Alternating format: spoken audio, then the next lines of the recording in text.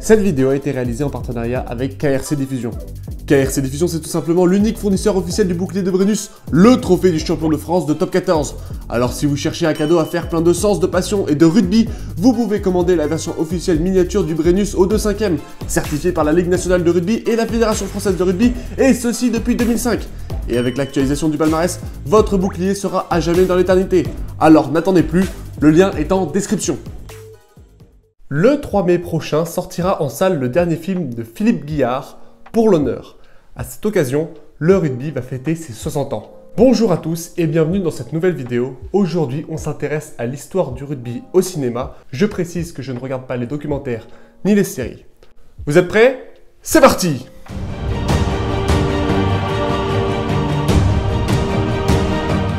Comme je vous l'ai dit en introduction, le rugby va fêter ses 60 ans. Puisqu'en effet, c'est en 1963, le 22 mai, que va sortir le tout premier film parlant de plus ou moins loin du rugby. Le prix d'un homme, ou This Sporting Life en anglais, est un long métrage de Lindsay Anderson avec en tête d'affiche Richard Harris qui interprète un joueur de rugby à 13 qui va vivre une véritable ascension sociale. Le film nous dépeint une Angleterre en sortie de guerre où chacun essaye de vivre au mieux. Le personnage principal, Frank Machine, non, il n'y a pas de jeu de mots, va passer de mineur à véritable héros local. Bon, et même si le film a été très bien accueilli par la critique, notamment récompensé au Festival de Cannes, il n'empêche qu'il est assez vieux et ça se ressent. C'est lent, ennuyeux, avec des flashbacks incessants, il faut vraiment s'accrocher pour rester éveillé au cours des 2 heures de noir et blanc. Bon, et puis aujourd'hui, je ne pense pas que ce film serait vraiment apprécié par la critique, pour certaines scènes qui ne seraient plus acceptables, je vous laisse deviner pourquoi. Une autre époque. Mais ce film a le mérite d'être le premier à vraiment nous parler de rugby. On a plusieurs thèmes qui sont abordés, les clubs, l'intégration, les blessures, c'est très intéressant et donc c'est pour ça que ce film est difficile à juger. En France, le rugby est majoritairement traité au travers des comédies. On a en 1964 Allez France de Robert Derry, La Grande Java de Philippe Clair en 1971 et Ça va pas la tête de Raphaël Delpar en 1977. Mais soyons francs, le rugby sert quand même très peu aux intrigues. À la limite, le rugby va servir comme décor, voire comme déclencheur de situation. C'est le cas par exemple dans Allez France, où la situation absurde découle de 2 dents cassées lors du match France-Angleterre. Il n'empêche que ces films se regardent assez facilement aujourd'hui et franchement ils remplissent leur rôle, à savoir faire rire.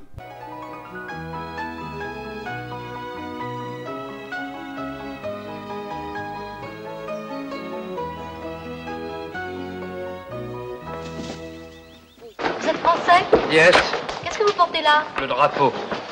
J'ai ça à déclarer, mais c'est un appareil allemand. C'est pas la douane ici, monsieur. Ah bon. Vous êtes français, vous? Alors, de Tarbes. Le monde ovale a aussi été traité avec quelques drames. On a en 1968 Bye Bye Barbara et en 1988 La Soule, mais là clairement le rugby sert de décor, ça aurait pu être très bien un autre sport. Petite précision sur La Soule, puisque c'est un film d'époque, alors on va parler de soule et non de rugby, puisque c'est un des sports originaires qui a donné naissance au rugby. C'est quand même un peu différent. Et quand on regarde tous ces films, on se rend compte que le rugby est quand même assez peu présent. À la limite pour le premier, où il avait quand même une part bien plus importante, les autres l'utilisent quand même assez peu. Et ça, c'est vraiment dommage, puisque le rugby est fait d'aventures, d'histoires, de légendes. Il y a quand même matière.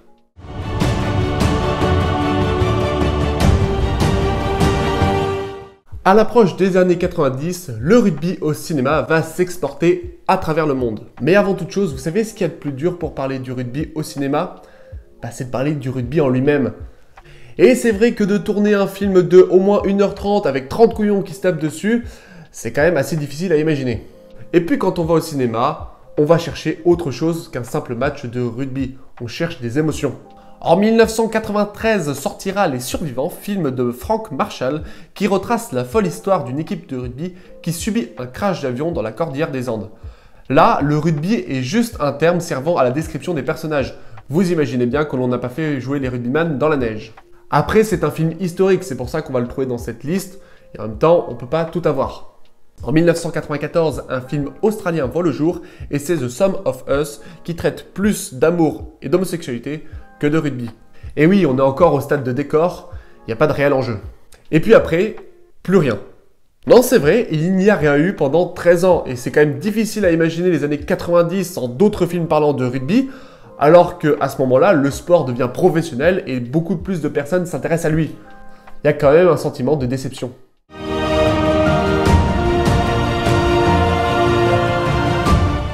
Il a fallu attendre 2007 pour voir le rugby faire son retour à l'écran, et ça passe d'abord par la petite porte. Fort comme un homme est un téléfilm français en partenariat avec Arte. Il nous raconte l'histoire d'Olivier Costa, jeune de mine d'ouverture grenoblois, fraîchement arrivé au Stade français et dont la notoriété va exploser. Ça vous fait penser à un film? Et oui, on retrouve un peu les mêmes idées que The Sporting Life sorti 44 ans auparavant. Certes, dans une époque différente cette fois. Et franchement, le long métrage est très bon. L'histoire est intéressante, il y a plein de thèmes abordés, l'intégration d'une nouvelle équipe, l'insertion, la retraite, l'amour, l'acceptation. Et même si on sait que les moyens techniques sont assez limités, notamment pour les matchs, il ne faut pas se fier qu'à la simple description de téléfilm. Il est quand même très très bon. En 2008, le cinéma américain nous offre un premier grand film sur le rugby, Forever Strong ou Toujours plus fort en français. Ce film avait pour but d'instituer le rugby au grand écran de la plus belle des manières, surtout quand on voit le casting. Il n'y a pas trop à se plaindre. Mais ça a été un échec cuisant. Les critiques sont très mauvaises et le film récolte seulement 700 000 € au box-office. C'est vraiment que dalle. Et quand on regarde en détail, c'est vrai que le film est plus proche d'un bon téléfilm qu'un vrai film de cinéma. On peut clairement être déçu de ce qu'ils nous ont proposé au vu des moyens qu'ils avaient à disposition. Pour faire un résumé simple, c'est l'histoire d'un jeune qui va vivre une rédemption en passant par la case prison et en jouant au rugby. C'est assez simple finalement. Mais heureusement, un an plus tard, en 2009, le cinéma va voir débarquer une véritable bombe. Je remercie les dieux qui me donnent une âme invincible et fière. Je suis le maître de mon destin. Je suis le capitaine de mon âme. Invictus de Clint Eastwood. Je ne vais pas passer par les 4 chemins, c'est mon film préféré. Je ne compte même plus le nombre de fois où je l'ai vu en VF ou en VO tellement il est appréciable et tellement il est parfait. Musique, photographie, jeu d'acteur, scénario, rugby, on en prend plein les yeux.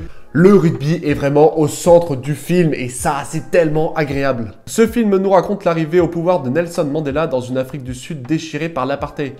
Pour réunifier la nation, le nouveau président décide de fédérer son peuple autour de l'équipe nationale de rugby et les mène jusqu'à la victoire de la Coupe du Monde de 1995. Alors certains noteront quelques incohérences historiques, mais franchement c'est de l'ordre du détail.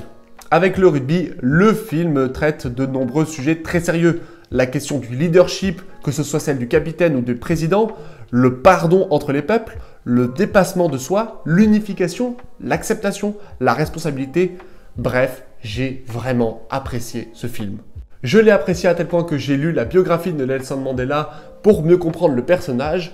J'ai appris par cœur le poème du film qui est absolument génial et je garde en mémoire le climax final. Je suis le maître de mon destin, je suis le capitaine de mon âme. Alors Invictus n'a pas vraiment marché aux États-Unis et ça, c'est bien normal. Il faut bien comprendre qu'aux USA, eux ils sont fans de football américain et de baseball. Et des films comme Seul contre tous ou alors Le Stratège vont marcher beaucoup mieux. Même si le film a été nommé dans plusieurs catégories et a reçu quelques récompenses, il n'y aura plus de film américain à ce jour sur le rugby. Pourtant, Invictus aura un succès à l'international et notamment en France. Et il aura posé les bases d'un film réalisé à la perfection, réunissant le rugby et des sujets de société.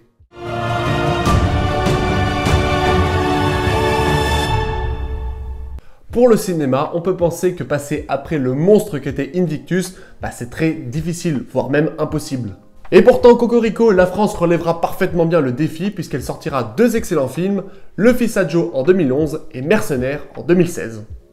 Le Fils à Joe est une comédie dramatique de Philippe Guillard. Tiens, on le retrouve. Et c'est vraiment une ode au rugby du Sud-Ouest. Le film transpire le ballon ovale. C'est touchant et c'est agréable, même si ça n'en reste pas moins dur. Le film traite du deuil et de sujets très sérieux, mais les fait passer avec légèreté grâce au rugby. C'est vraiment un film familial de type La Guerre des Boutons, et là, je vous le recommande très sincèrement. Le long métrage Mercenaires de Sacha Wolf nous raconte l'arrivée en France de Sohan, jeune français de Wallis et Futuna, qui va essayer de s'en sortir en jouant du mieux qu'il peut au rugby. Le film critique le monde ovale où les joueurs sont comme des marchandises et de simples proies pour permettre la survie de petits clubs. Au travers des deux films, la question de la relation père-fils est sur la table. Le traitement est bien évidemment différent pour les deux, mais il n'en reste pas moins captivant. Bon, et vous vous doutez bien que si on a eu d'excellents films entre 2010 et 2016, on a eu quand même d'énormes boosts ou alors des films qui parlaient beaucoup moins de rugby. Et il y en a. Par exemple, oubliez le téléfilm irlandais de 2012, What Richard Did, qui est une véritable purge à regarder. Manque de jeu, le rugby c'est vraiment en second plan, vraiment à l'arrière-plan, et encore si vous voyez un ballon, vous avez un peu de chance. Oubliez le film. En 2013, on pourra noter le passage dans le sud-ouest des héros de Vive la France, un très beau film de comédie, mais là encore, le rugby est au second plan. En 2015, on trouve La Double Croisée, mais là aussi, c'est plus qu'oubliable. En 2016, on aura Handsome Devil, film irlandais, qui n'est pas si mal, mais qui reste quand même bien en dessous des grands films que nous avons cités précédemment. Et on notera aussi le film El Clan, film sud-américain, dont le rugby ne sert qu'à la description d'un personnage secondaire, et dont la fin est assez surprenante, je vous laisserai aller le regarder vous-même. Bref, le rugby au cinéma, c'est une vingtaine de films avec celui qui va sortir. Pour l'honneur va être une comédie dramatique avec comme trame de fond l'insertion sociale. Et franchement, on peut faire confiance à Philippe pour nous présenter un très bon film. Je pense qu'on va retrouver beaucoup de points communs avec Le Fils à Joe, mais c'est tout à fait normal puisque c'est le même réalisateur. Bon, avant de vous laisser, si l'envie vous prend de regarder un film avec du rugby, voici mon top 5 des films que vous devriez absolument regarder sur le ballon ovale. En top numéro 5, on prendra The Sporting Life, même si c'est un film qui est assez vieux, il reste quand même très intéressant pour sa note artistique.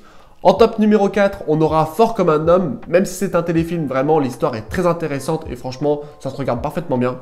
En top numéro 3, on trouvera Mercenaires, franchement le film est très beau visuellement et ça c'est très intéressant. En deuxième position, on trouvera le premier film de Philippe Guillard, Le Fils à Joe, et franchement c'est entièrement logique, les personnages sont attachants, c'est un bon film familial, je vous le recommande encore. Et enfin, le film que vous devez absolument voir sur le rugby, c'est Invictus. Je ne vais pas m'étaler sur l'éloge que j'ai lui déjà fait tout à l'heure, il n'y a rien à dire. Voilà, c'est tout pour cette vidéo, j'ai été extrêmement heureux de la faire, j'espère que cela vous aura plu. Sur ce, portez-vous bien et n'oubliez pas, allez les Bleus!